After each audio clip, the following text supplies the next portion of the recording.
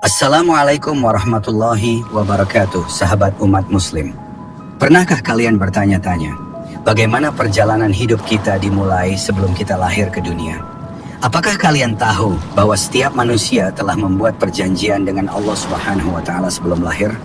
Temukan kisah luar biasa ini dan bagaimana janji tersebut mempengaruhi kehidupan kita di dunia. Saksikan juga bagaimana Allah Subhanahu wa Ta'ala merencanakan setiap detik dari perjalanan hidup kita sejak awal.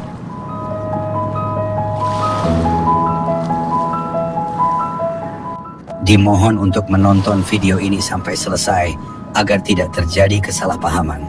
Sebelum lanjut ke pembahasan utamanya, jazakallah khairan bagi yang sudah like, subscribe dan berkomentar.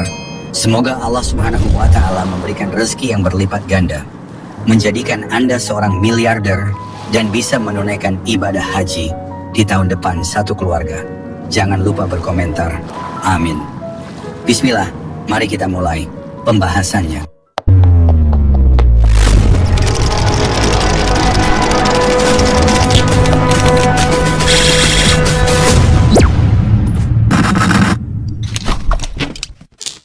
Sebuah perjalanan panjang dan penuh tantangan.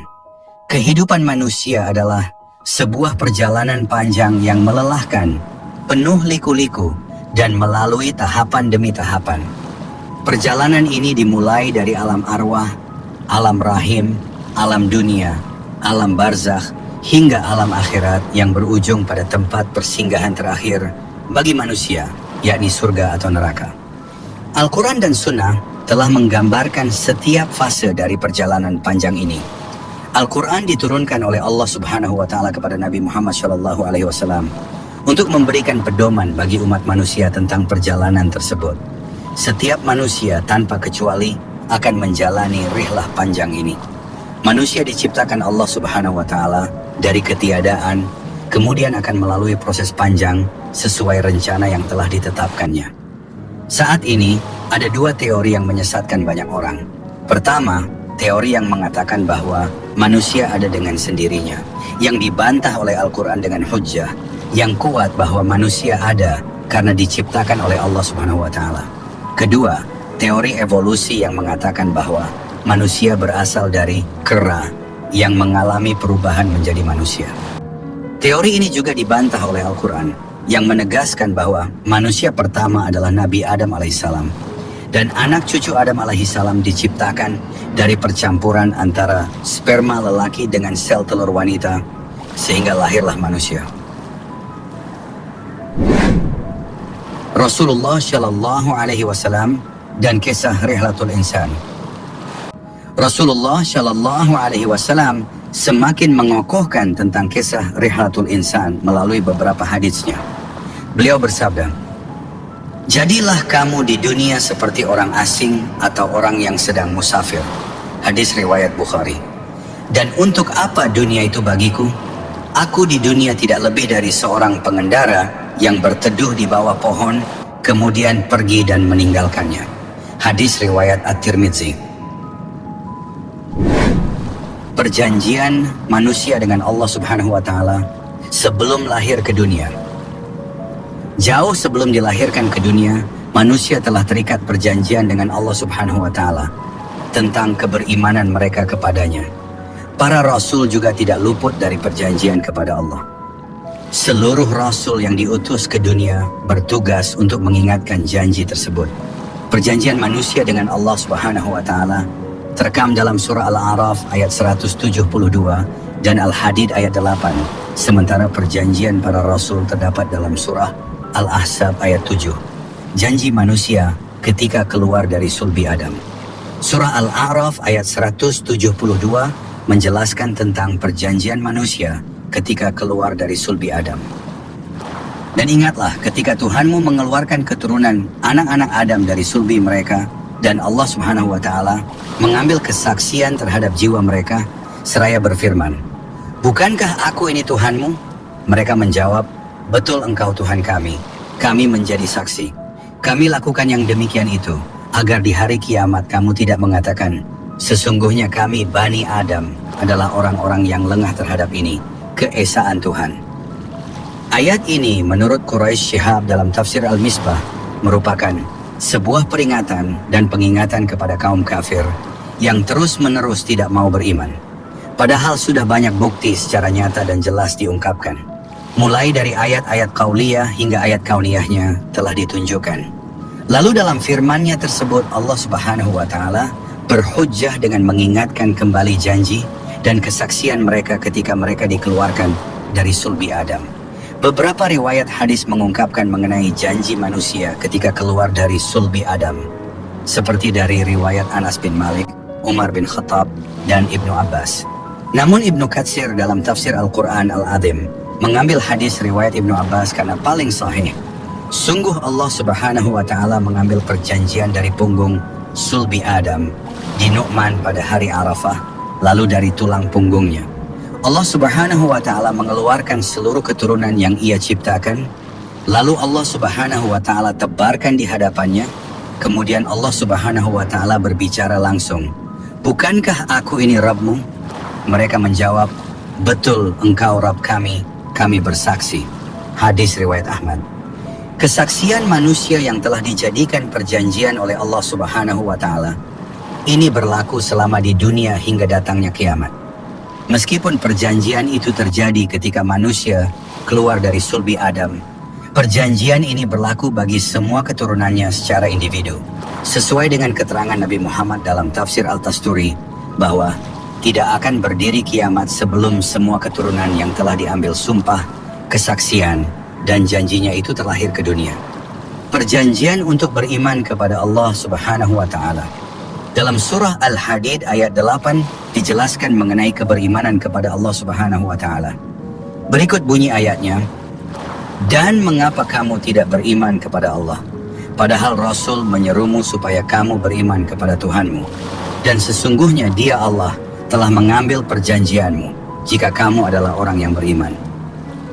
Menurut penafsiran Al-Mahalli dan As-Suyuti, dalam tafsir Jalalain ayat tersebut menyatakan bahwa Allah Subhanahu wa taala telah mengambil janji manusia ketika di alam arwah.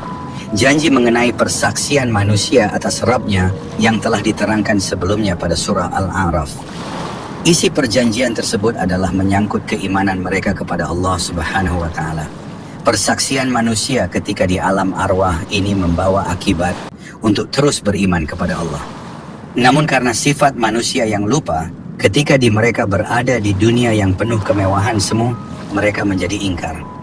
Wahbah Zuhaili dalam tafsir Al-Wajiz memberikan penjelasan bahwa perjanjian manusia kepada Allah Subhanahu wa taala sejak dalam sulbi dan ketika di alam arwah menjadikan sebab mereka untuk beriman kepada Allah di dunia.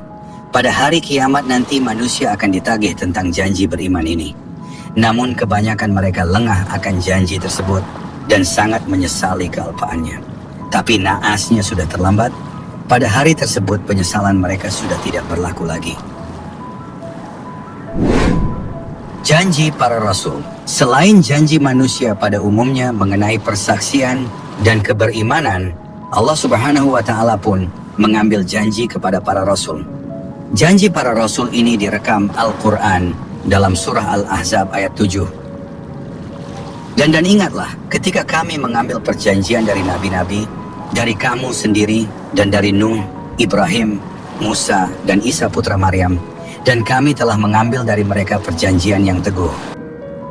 Dalam menerangkan ayat tersebut, Wahbah Zuhaili menyatakan bahwa janji para rasul tersebut merupakan akibat dan efek domino dari sebab sebelumnya.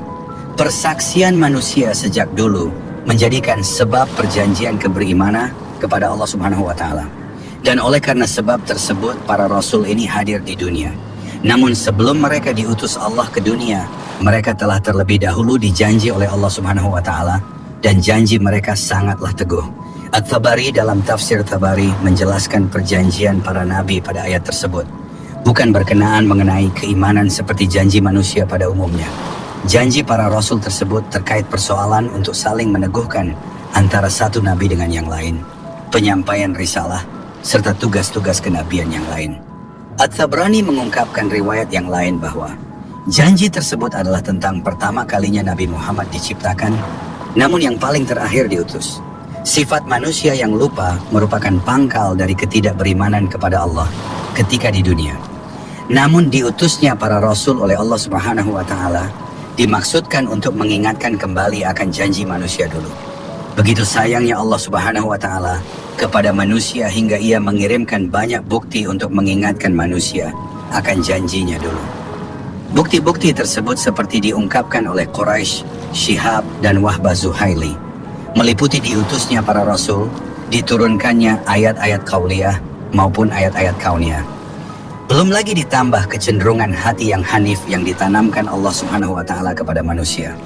Seharusnya itu semua lebih dari cukup untuk mengingatkan perjanjian manusia dulu dan menjadikannya beriman dan bertakwa kepada Allah Subhanahu wa taala. Jika setelah diingatkan oleh para rasul, mereka masih saja ingkar, berarti hati mereka telah tertutup dan akan mendapat balasan di akhirat kelak. Wallahu alam. Alam rahim yaitu awal perjalanan hidup manusia. Manusia adalah makhluk Allah yang paling sempurna, diciptakan dengan tujuan untuk menjadi khalifah di muka bumi. Proses penciptaan manusia adalah bukti kebesaran dan kekuasaan Allah Subhanahu wa taala, dimulai dari tahap yang paling awal di dalam rahim seorang ibu. Kehidupan di alam rahim merupakan rihlah pertama yang akan dilalui oleh manusia sebelum lahir ke dunia. Proses ini mencakup tahapan-tahapan perkembangan yang luar biasa dan mengagumkan. Video kali ini akan membahas secara detail dan terperinci mengenai alam rahim, dari mulai tahap-tahap perkembangan janin hingga kelahiran ke dunia. Pertama, tahapan pertama yaitu nutfah.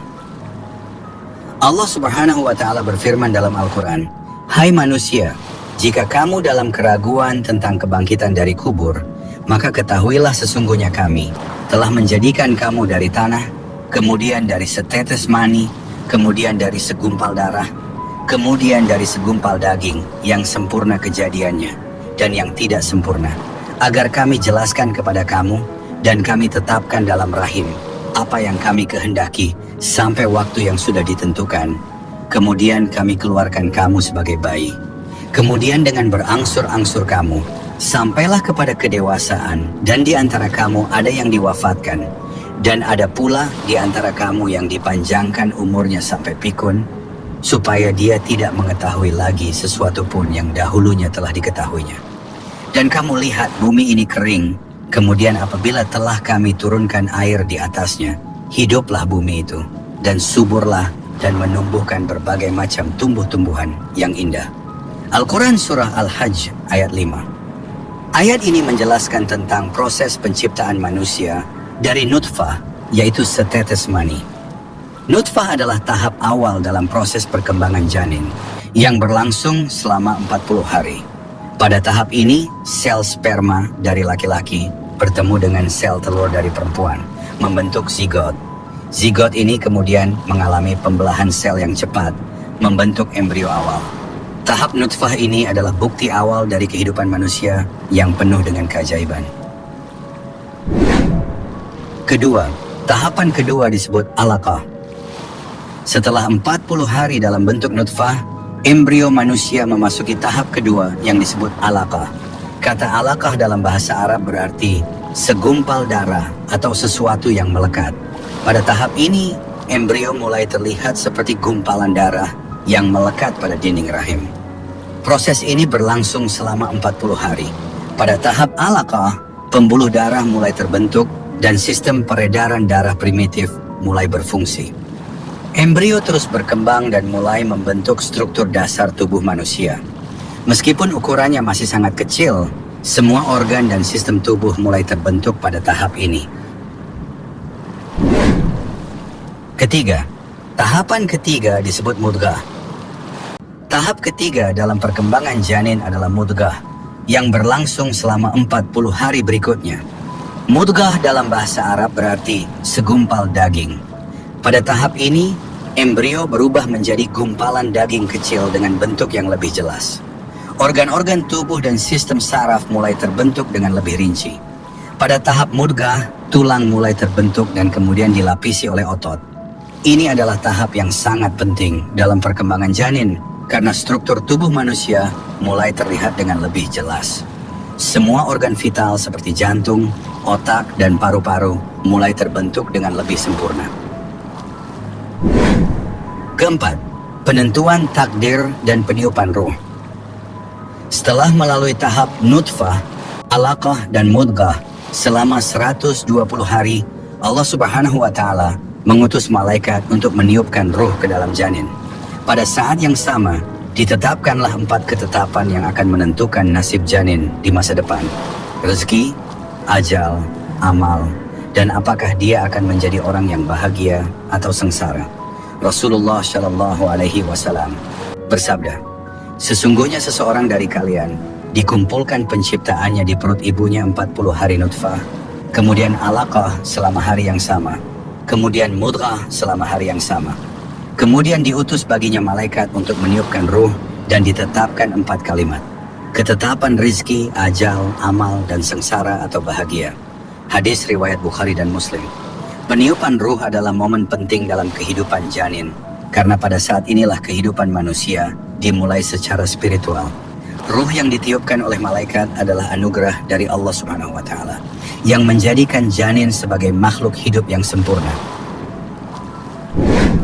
Kelima, perkembangan janin hingga kelahiran. Setelah peniupan ruh, janin terus berkembang dan tumbuh di dalam rahim ibu. Organ-organ tubuh yang telah terbentuk mulai berfungsi dengan lebih baik. Janin mulai bergerak dan bereaksi terhadap rangsangan dari luar.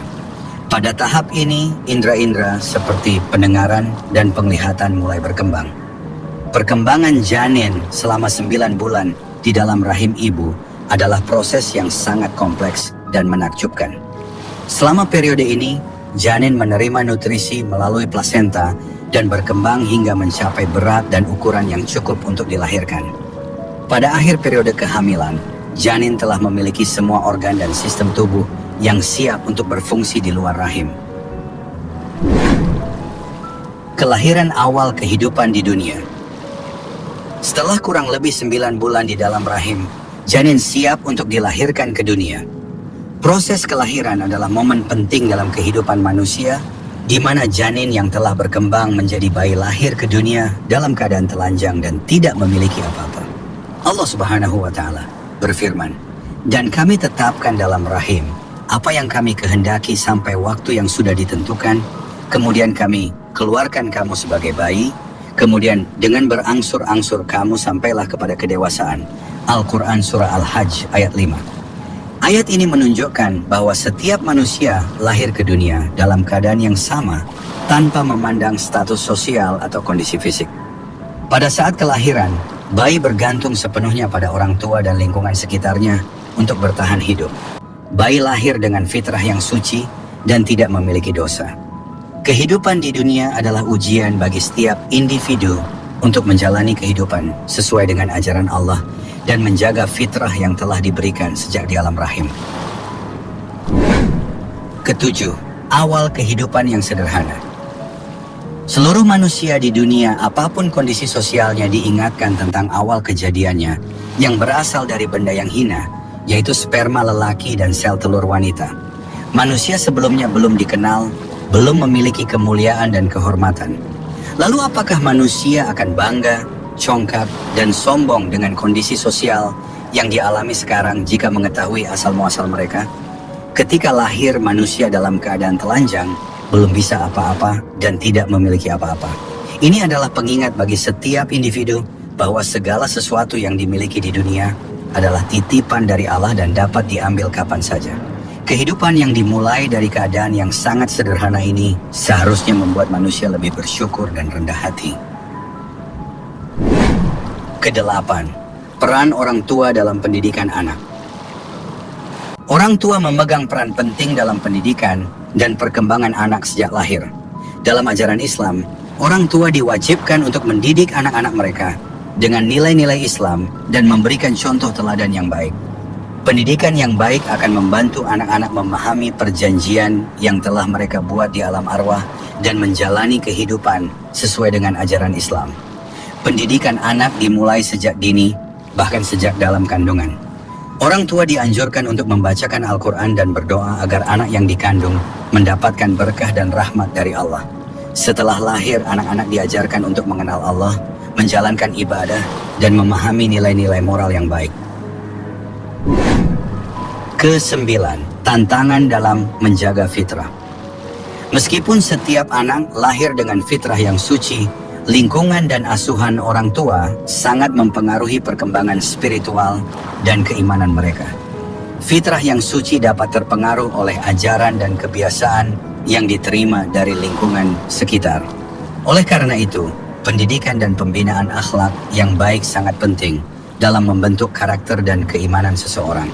Dalam hadis Rasulullah Shallallahu Alaihi Wasallam bersabda, setiap anak dilahirkan secara fitrah, maka kedua orang tuanya yang menjadikan Yahudi atau Nasrani atau Majusi. Hadis riwayat Bukhari. Hadis ini mengajarkan bahwa lingkungan dan pendidikan orang tua sangat berpengaruh dalam membentuk keyakinan dan perilaku anak. Alhamdulillah sahabat umat muslim, kita telah sampai di akhir video ini. Semoga kisah ini memberikan kita semua pemahaman yang lebih dalam tentang perjalanan hidup kita dan perjanjian yang telah kita buat dengan Allah sebelum kita lahir. Ingatlah, setiap detik kehidupan kita adalah anugerah darinya, dan setiap langkah kita hendaknya selalu kita arahkan menuju ridhonya. Mari kita jalani hidup ini dengan penuh kesadaran akan tanggung jawab kita sebagai hamba Allah Subhanahu wa Ta'ala dan terus berusaha untuk memperbaiki diri. Jangan lupa untuk selalu bersyukur atas setiap nikmat yang diberikan dan terus berdoa agar kita selalu berada di jalan yang benar.